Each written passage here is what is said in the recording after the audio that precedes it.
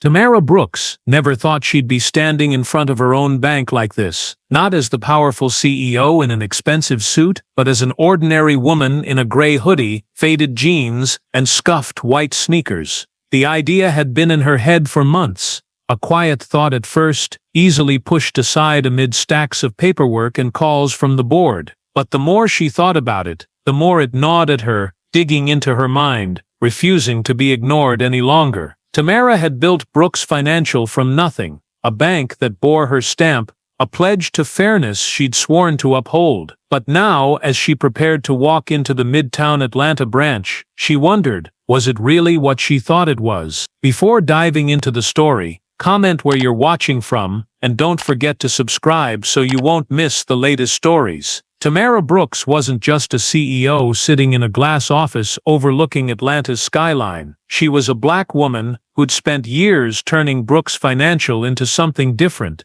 accessible fare for people like her, those doubted or dismissed by big banks because of their skin or background. This was her bank, her legacy, not just a financial institution, but a promise she'd sweated and cried to build. She wanted it to be a place where people walked in without judgment, where suspicious glances didn't exist. But was it really that? That was the question gnawing at her, keeping her awake on long nights as city lights flickered through her window and traffic hummed below. The idea didn't come suddenly. It had been sitting in the back of her mind for months, a fleeting thought she'd once easily pushed aside between meetings and financial reports. But then stories started trickling in, making it something she couldn't ignore. She'd heard whispers before, concerns about how some customers were treated at certain branches. Nothing blatant, nothing that'd make headlines, just a feeling, stories from friends, comments in passing from people she trusted. One had said,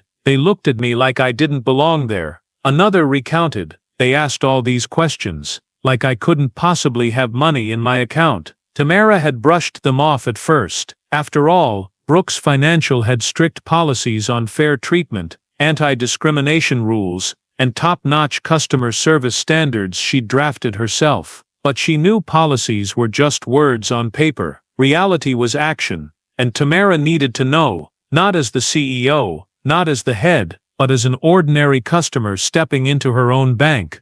Today, she wasn't Tamara Brooks in a navy suit, or the pricey heels she wore for ribbon cuttings. She was just a black woman in a hoodie, jeans, and sneakers. No makeup, no fancy business cards, no aura of power around her. She drove through Atlanta's familiar streets, parked at the far end of the lot, and stepped out with a shoulder bag. The Midtown Atlanta branch was special to her. She remembered its opening years ago, standing there with scissors in hand, shaking the manager's hand, talking about trust as a bank's foundation. It was where she'd posed for photos, where she'd aimed to prove Brooks Financial could serve everyone, from laborers to small entrepreneurs, no matter who they were. But now, as she approached the sliding glass doors, her sneakers tapping the sidewalk, she wasn't sure what awaited. As the automatic doors slid open, a rush of cool air from the AC hit her, carrying the scent of fresh paper and clean space. Tamara stepped in,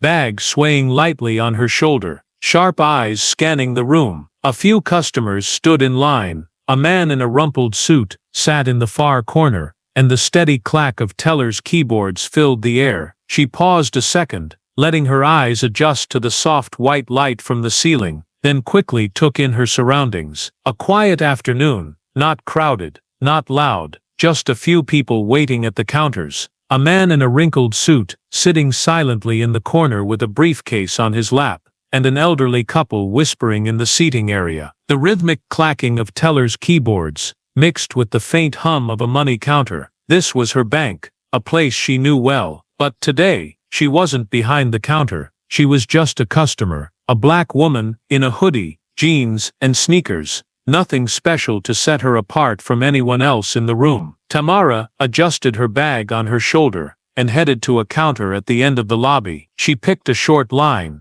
just one man ahead withdrawing cash. When he walked off with a stack of bills, Tamara stepped up, her sneakers squeaking faintly on the polished tile. Behind the counter was a young woman, mid-20s, pale-skinned, black hair in a stiff ponytail. Her name tag read Kayla Simmons. Kayla looked up as Tamara approached, but there was no smile, no greeting, just a quick, cold glance before her eyes flicked back to the computer screen. Tamara stood there a moment, waiting, but Kayla said nothing. The air between them grew heavy, like she'd walked into a room she wasn't invited to. Tamara cleared her throat, breaking the silence. "Hi," she said, voice steady but clear. "I'd like to make a withdrawal." Kayla didn't look up right away. She kept typing something, fingers moving slowly, then reached for a clipboard from the counter's edge and slid it across to Tamara. "Fill this out," she said, voice flat, emotionless,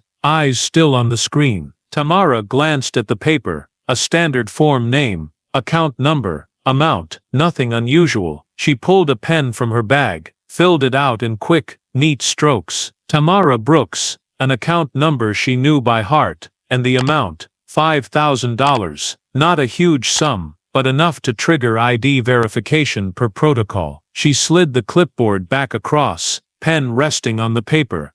That's when things shifted. Kayla finally looked up, her pale blue eyes skimming the form, then pausing on the ID. Tamara placed on the counter, alongside it. Her brows furrowed, lips pressing into a thin line. The air between them tightened, a silence stretching too long. Tamara watched, saying nothing, letting Kayla process the moment. Her eyes flicked from the ID to Tamara's face, then back down, like she was trying to piece them together. A flash of doubt crossed her gaze, quick but clear enough for Tamara to catch. Kayla hesitated, fingers hovering over the keyboard, then, as if deciding, slowly set the ID back on the counter, instead of proceeding. I'll be right back," she said, voice faltering slightly, before grabbing the ID and hurrying toward a door to the manager's office in the back. Tamara exhaled slowly, fingers tapping lightly on the cold marble counter. She'd expected something different. She'd come here with purpose, to test, to confirm everything was fine. But Kayla's departure, no explanation, no glance back, sent a chill down her spine. This wasn't about bank procedure. She knew procedure. She'd built it, word for word. A $5,000 withdrawal, with valid ID, didn't need extra checks. But Kayla's look, her hesitation, the way she'd eyed Tamara like she didn't belong. It wasn't about money, wasn't about security, but something deeper, harder to pin down. The Midtown Atlanta branch lobby stayed quiet, but the air suddenly felt heavier, like everyone in the room sensed a shift coming. The man in the rumpled suit in the corner still pretended to read his paper, but his eyes darted to Tamara, then away. The elderly couple in the waiting area whispered softer, as if afraid to break the tense silence blanketing the space. Tamara took a deep breath, keeping her composure, but inside,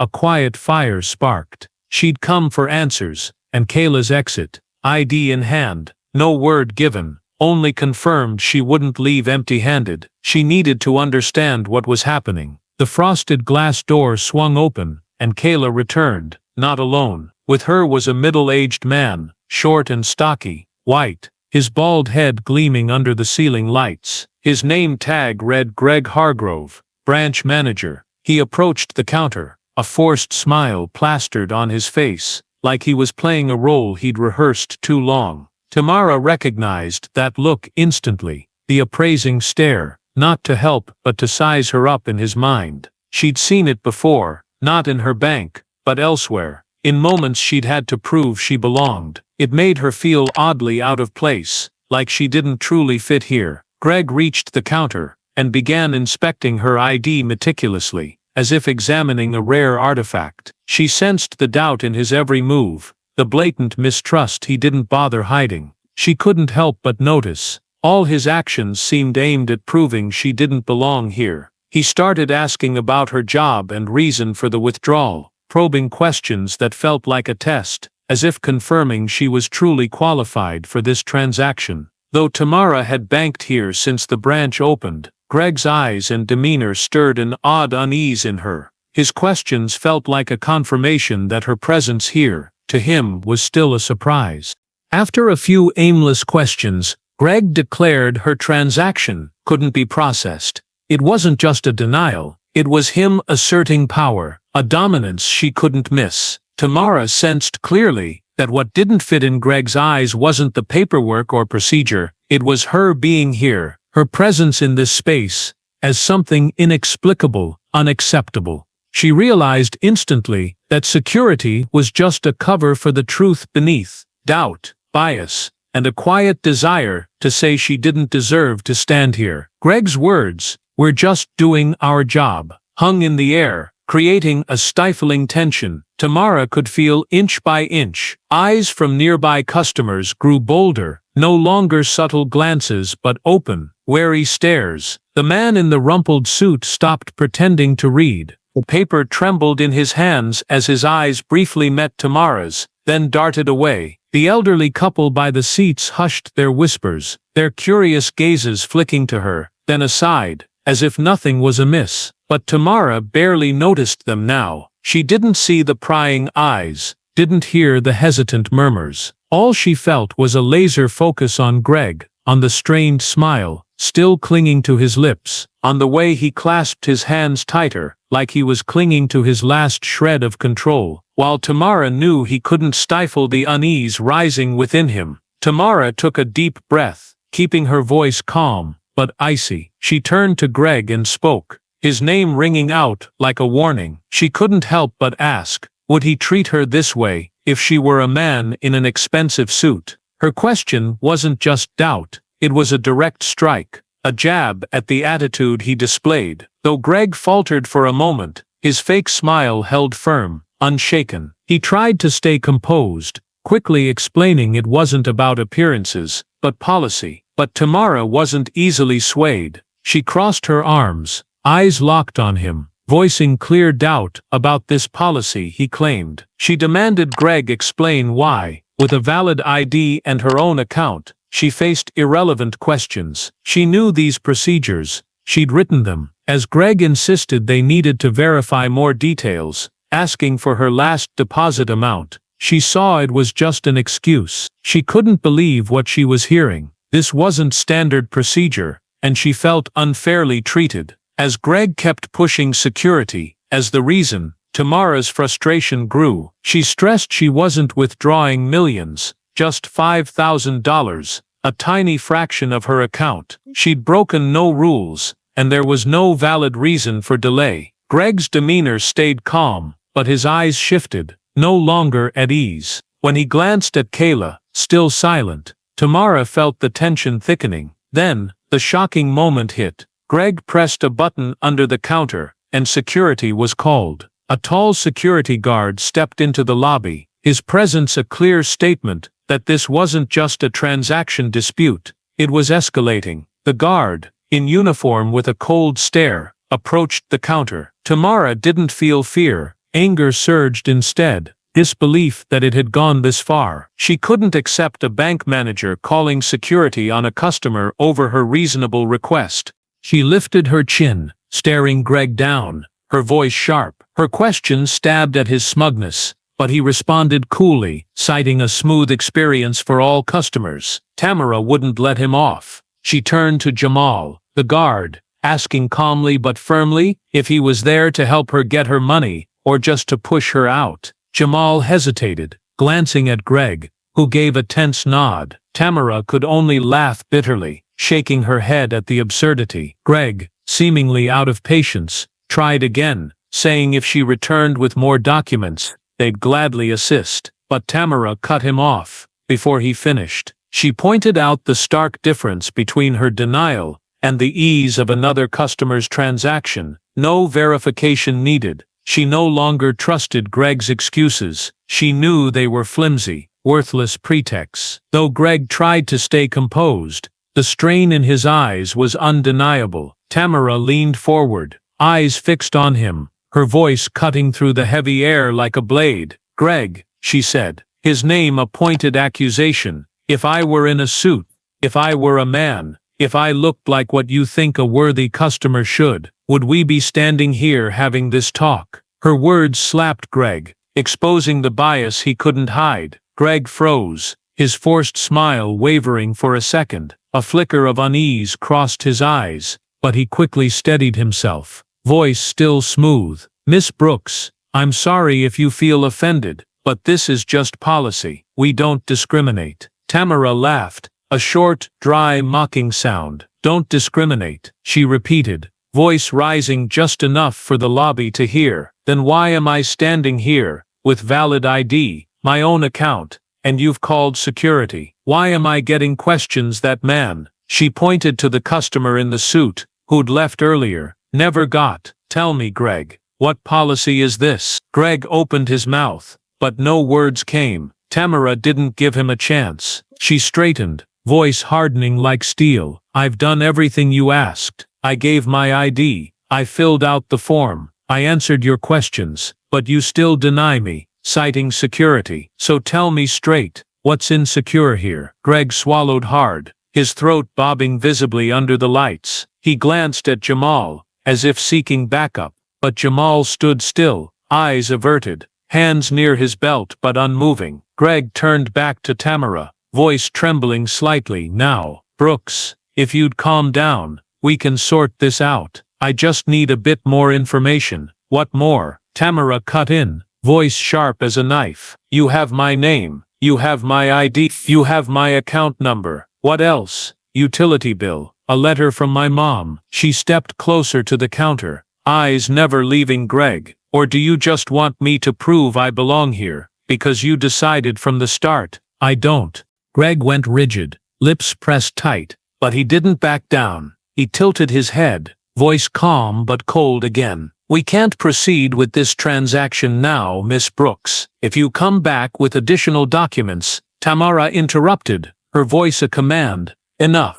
She pulled her phone from her bag, switched on the recorder, and held it up to Greg. I just want to make sure I get this right, she said, voice steady but icy. You're refusing to let me withdraw from my own account, despite government-issued ID, while other customers get no extra hoops. You called security for what? To intimidate me, to kick me out. She turned slightly, aiming the phone at Jamal. And you, what exactly were you called for? Jamal hesitated, eyes flicking to Greg, but he didn't answer. The lobby fell dead silent, breaths seeming to halt. Greg stiffened, jaw tightening, but he tried to stay cool. Miss Brooks, he said, voice pitching higher. I don't think this is necessary. But he didn't finish. Greg reached across the counter, not to lower her phone, not to touch her, but to snatch the ID still on the marble, like he still wanted some final control, though it had all slipped away. That was his last mistake. Tamara smiled, a small, cold, dangerous smile. She yanked the ID from his grasp with a swift move, held it in her hand, and leaned closer. Greg, she said, voice low but ringing through the lobby. Let me reintroduce myself properly. Greg frowned, a flash of confusion crossing his face. Tamara turned the ID in her hand, tapping a finger on the printed text. See this? She asked, voice calm, but razor sharp. This isn't just any customer's ID. You're looking at the founder and CEO of Brooks Financial. Silence erupted into a void in the lobby. Jamal stepped back, muttering damn, under his breath, hands dropping from his belt. Kayla's head snapped up, face pale as paper, eyes wide with horror. Greg stood frozen, throat working like he was choking on something, lips parting but silent. The lobby's customers, the man in the suit, the elderly couple, stopped cold, eyes locked on Tamara, like she'd just dropped a bomb in the room. Tamara stepped back, carefully tucking the ID into her bag, but her gaze stayed on Greg. Her voice rang clear, icy, unwavering. I built this bank from nothing. I approved this branch. I signed the budget to hire you, Greg. She paused, letting each word sink into the air. And today, I walked in as a regular customer, just to see what would happen. She tilted her head, eyes pinning him, refusing him escape. Know what happened, Greg? He didn't answer, couldn't. That silence only fueled Tamara's certainty about the truth behind his excuses. She lowered her voice, each word sharp, a cold blade slicing the tension. I got denied service, lied to, humiliated, and treated like I didn't belong. Greg finally blinked, stunned by her bluntness. His mouth opened, but no words came, just helpless silence. Tamara didn't stop. She stood tall, voice rising like a defiant proclamation. If I were here in a suit, if I were a man, if I looked like what you think a CEO should, you and I wouldn't be having this conversation. Her words detonated in the Midtown Atlanta branch lobby. The space turned stifling, sinking into silence. I'm the founder and CEO of Brooks Financial. The statement lingered. A stone dropped in still water, rippling through the room. Greg Hargrove stood stunned behind the counter, face drained, hands clasped tight, but trembling uncontrollably. Kayla Simmons, head bowed over her keyboard, seemed to shrink into her too-big vest, shoulders hunched. Jamal Carter, the guard just summoned, stepped back, eyes on the floor, hands limp like he didn't know what to do. Tamara stood straight, her gaze sweeping each face before her. Greg, Kayla, Jamal, like a general surveying a battlefield after victory. She held her phone, still recording, voice calm but frigid. Greg, she said, his name a final stab. I've got a question for you. She tilted her head, eyes locking on him. Do you want me to send this recording straight to the board right now, or do you want to handle this here? Greg's mouth opened, closed, opened again, like a fish gasping for air. Finally, he stammered, voice shaking wildly. Miss Brooks, I sincerely apologize. This was just a misunderstanding. Tamara didn't let Greg keep excusing himself, cutting him off with a voice sharp as a blade. She insisted this wasn't a misunderstanding, but Greg's deliberate choice. He'd looked at her and decided she didn't belong. He'd thrown up every barrier to make her feel it. ID wasn't enough. Absurd questions, even calling security. She stepped closer to the counter, eyes never leaving him, waiting for acknowledgement, but got only silence. Greg glanced at Kayla, but she just hung her head, mute, like she wanted no part of this. Tamara turned to Kayla, her voice no longer a taunt but a challenge. She pointed out Kayla had seen her ID from the start, had her account details, yet chose doubt, calling the manager instead of doing her job. Kayla, head down, couldn't respond, eyes red with shame. Tamara didn't let up, turning to Jamal, the guard called in. She didn't question his orders, but bluntly said he needed to know when to refuse nonsense commands.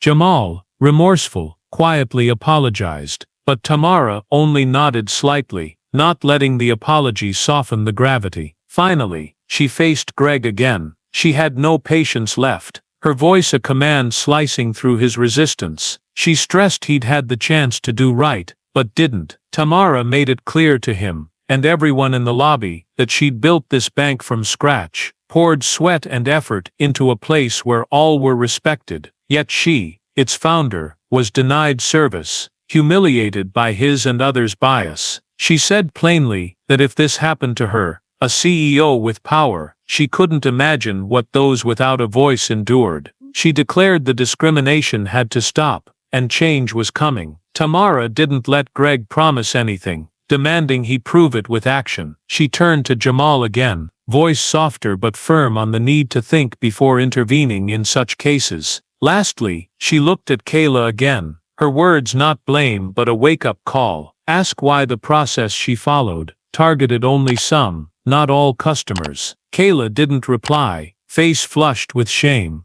Tamara's declaration echoed in the space, hanging like a verdict. This is the last time this happens in my bank. A heavy stillness blanketed the lobby, unbroken. Greg Hargrove stood behind the counter, his confidence gone, hands gripping the edge like it alone held him up. Sweat rolled down his forehead despite the steady AC. Tamara never took her eyes off him, pulling a business card from her bag and setting it on the counter with a sharp snap, an undeniable statement. She said Greg would call her office, set a meeting with the board, and explain today in detail. He stared at the card, hands trembling as he picked it up, fingers clutching like it might slip. Tamara didn't need more apologies. She noted Greg wasn't sorry for his wrong, he was sorry for getting caught. With piercing eyes, she saw his fake regret, an unease he couldn't mask. She turned to Kayla, still head down, hands gripping the desk's edge. Tamara stressed Kayla had the chance to do right from the start,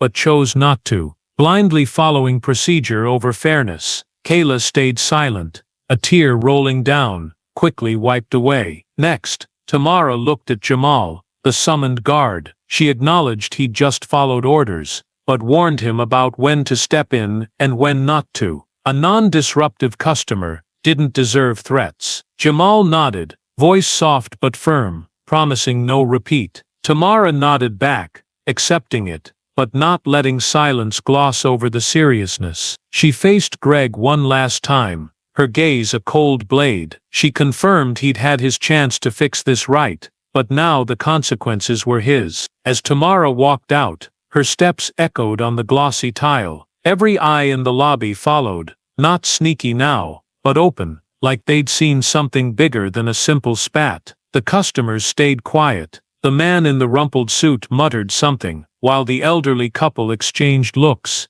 seeming to agree with Tamara's words. The staff behind the counters didn't move, knowing the storm she'd unleashed wasn't over. Tamara paused just before the sliding glass doors, turning back for one last look. Her eyes swept the lobby, resting on Greg, now a shell of himself. She vowed this wouldn't slide. Not today, not ever. The doors slid open, cool AC air rushing in, and she stepped out. Outside, the harsh afternoon sun beat down on Atlanta's sidewalk, but nothing matched the fire in Tamara's chest. She walked to her car, bag swaying, phone in hand, still holding the recording, undeniable proof of what happened. She opened the door, slid into the driver's seat, and glanced at the Midtown branch in the rearview. That building had been her pride, where she'd cut the ribbon with a beaming smile, talking of trust as a bank's bedrock. But today, it was a reminder that only actions mattered, and words were hollow without real change. As Tamara Brooks drove away from the Midtown Atlanta branch, the afternoon sun faded, giving way to streaks of blazing orange across the city sky. She didn't look back at the building, not necessary.